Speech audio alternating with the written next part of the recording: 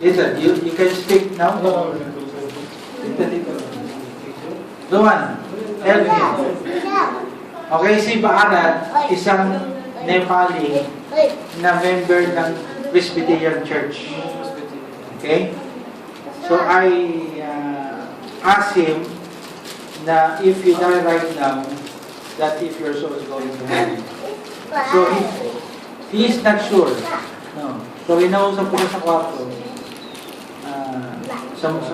Mabagal na pag-explain. Salamat sa Panginoon. Tumagal siya sa Panginoon niya. Amen? So, maybe on the last Friday, we will schedule his baptism. Amen? Nabaptize siya sa Presbyterian, pero hindi siya sure sa kaligtasan niya.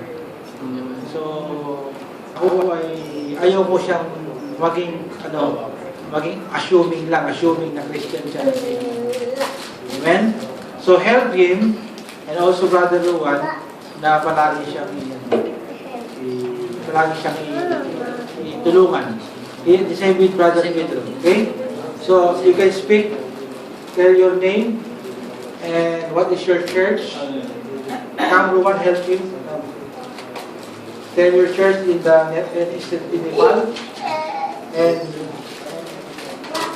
tell them that you received Christ today. Okay? Tell them. You got a name? Church? Not name. No. Ma'am. My name is Bharat.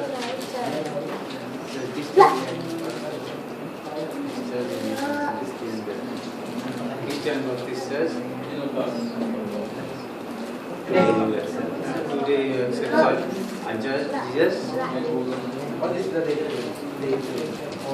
August 2014. What is your church in Jakarta?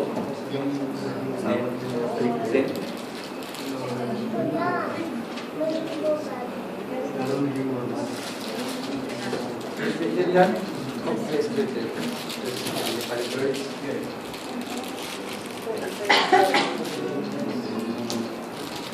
Okay?